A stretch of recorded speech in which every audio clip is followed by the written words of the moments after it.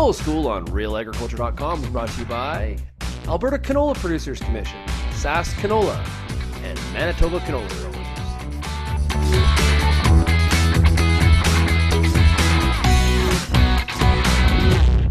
We're talking about green seed storage. First off, why is green seed so detrimental to our sample quality? Green seed will lower your canola grade. You know, a number one is a maximum 2% distinctly green. A number two is, I believe, 6%. So that'll lower your grade and bring the price of your receiving for your canola down.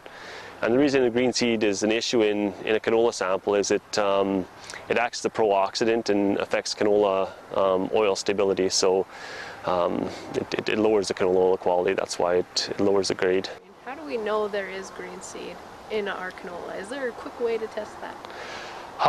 The only way to really tell is, you know, once you've got a sample off from harvesting, it's pretty easy to buy your own 100-count green seed roller and check it. The issue with that is, you know, smaller damaged seeds which will blow out in dockage will also get counted to that roller. So I tell most producers, you know, it's good to have that roller and do it yourself, but if you are finding a high percentage of green seed, it's best to take it to one of your local terminals and get them to clean the sample and roll it, because it's surprising sometimes that number can be cut in half or even lower just due to cleaning out that damaged canola.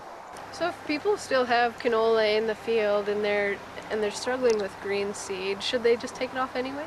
Especially now, we're already rolling into October at this time, and it also depends why the green seed's there. If it's due to a frost, the enzyme's been destroyed in that canola seed, and chances of any more of the green seed clearing is really rare. Your chances of losing more just to simply wind swath degradation is much higher. So yeah, at this time of year for sure, and if it's due to a frost, it's just a matter of harvest it now and you know, do your best to find a blending spot for it. So you mentioned frost is one of the factors that increases the risk of having green seed. What else could increase the risk? Well, frost is the primary risk for increasing green seed. Swathing early, you know, in the heat, that'll cause quick dry down. That primarily causes more seed shrink, and just the seeds are counted as dockage or blow at the back of the combine. But you can also have some of that green seed locked in.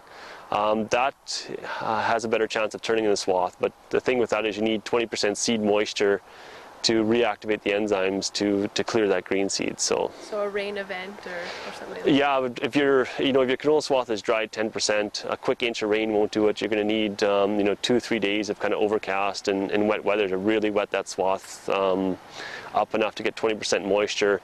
And that's something, you know, maybe if you're late August, you know, that early half of September, you might want to think about. But once you get late September, October, if you get that wet, you know, you may not be getting that canola off again. So hoping for that is probably a better option to take it off. So if we do take it off, what should we consider when we're storing it? You know, green seed is definitely a little more risky when you're storing it. You know, storage is mainly a function of temperature and moisture. So you want to try and take it off as dry as you can. You know, that's not always possible. If you do take it off a little tougher, and you've got the capability of something like we see in the background here, aeration. As it gets cooler, bring the temperature of that canola seed down. It'll lessen the risk of storage issues. But mainly either monitoring it through a cable system or turning that grain every so often to watch for any hot spots, especially with green seed, as it is a little more finicky. And so what can we take away from this year's challenges with green seed when we're planning for next year? Well, the biggest challenge this year was just simply a late spring, which pushed us back the maturity into you know, being a little more higher risk for frost. So you know, seeding canola early, which, you know, sometimes just isn't an option, but that always helps. A good stand also, you know, we talk about that good 7 to 10 plants per square foot, and that really makes a difference in hastening maturity along, as well as having even maturity. So when you go to swath, it's much simpler trying to decide, is it swathing time when everything's the same maturity. Whereas when you've got that light plant stand, you can have side branches that are, you know, 10% seed color change and main stem that's 60, and that can add to your green seed issues.